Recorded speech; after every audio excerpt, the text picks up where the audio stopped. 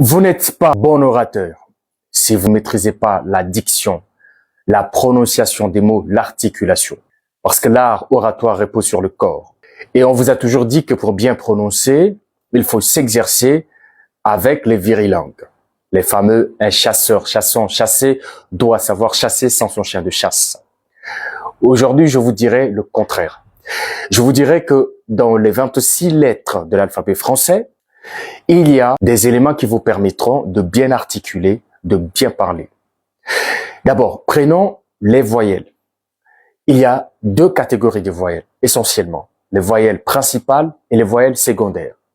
Mais il y a à côté des voyelles, ce qu'on va appeler les consonnes. Trois catégories de consonnes. Il y a les consonnes explosives, les consonnes frottées ou fricatives, les consonnes nasales. Mais il y a également les liaisons obligatoires, les liaisons facultatives qu'il faut connaître, les liaisons interdites. Et enfin, il y a la maîtrise des syllabes. Et ça, c'est très important. Voyons donc la première catégorie des éléments de l'alphabet français qui vous permet de bien parler, de parler avec autorité. D'abord, les voyelles principales. C'est O et A. Lorsque vous êtes en face de ces deux voyelles, il faut se rassurer de bien ouvrir la bouche pour les prononcer. O, O, O. On dira A, A, A. On dira donc obligatoire. On dira donc absolument. On met de l'emphase sur le O et sur le A, sur les deux voyelles principales. Il y a à côté de ces deux voyelles principales les voyelles secondaires. Et là, il faut faire très attention, surtout lorsqu'on est en difficulté linguistique, c'est le I et le U. Leur prononciation doit être pincée, c'est-à-dire les lèvres là jointes, c'est U, U.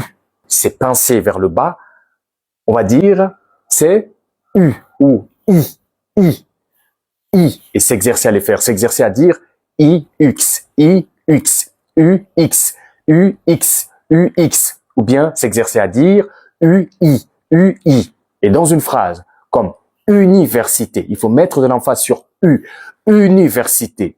Dans une phrase comme universel, dans une phrase comme inintelligence, inintelligence. Donc, il faut appuyer sur ces voyelles lorsqu'elles sont situées en début des phrases. C'est très important.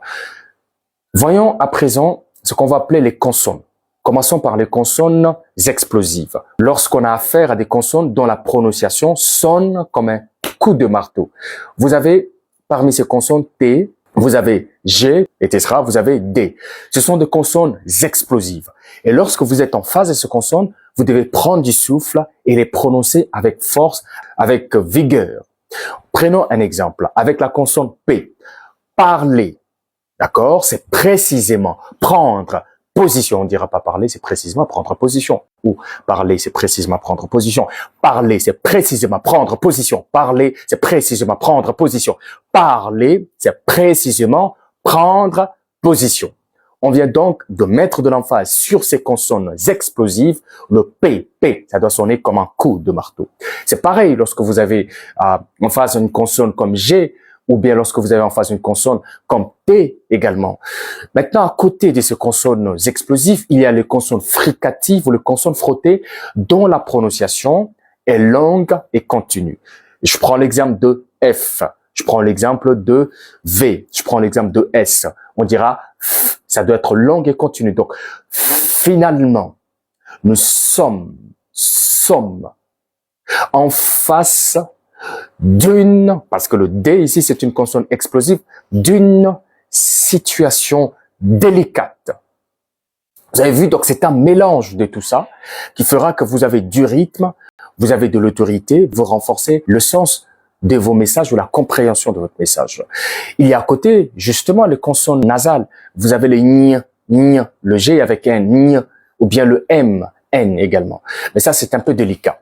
Allons sur la dernière catégorie, la catégorie maintenant de liaison, qui est également une catégorie essentielle, dont la maîtrise vous permettra justement de parler avec autorité, de parler avec essence et surtout d'être éloquent. Ce sont les liaisons obligatoires. Une liaison est obligatoire lorsqu'on a dans une phrase la présence d'une voyelle et la présence d'une consonne. Lorsqu'on a la fin de chaque phrase, de chaque mot, la présence d'une voyelle ou la présence d'une consonne. Donc, je veux dire, ce sont des liaisons obligatoires. Je ne dirais pas ce sont des liaisons obligatoires. Pourquoi des liaisons obligatoires? Parce que j'ai S de liaison et puis j'ai O de obligatoire. Donc les deux forment la prononciation obligatoire. Donc ce sont des liaisons obligatoires. Mais à côté de ces liaisons obligatoires, il y a les liaisons interdites qu'il faut absolument éviter. Et il y a les liaisons facultatives. Et ces liaisons deviennent fondamentalement obligatoires lorsqu'on est dans un registre soutenu. Dans un registre soutenu, il n'y a pas de liaison facultative. Toutes les liaisons sont obligatoires. Et enfin, finissons avec les syllabes. La syllabe, c'est un bloc de son contenu dans un mot. Et on peut avoir plusieurs syllabes dans un mot. Prenons un mot assez simple.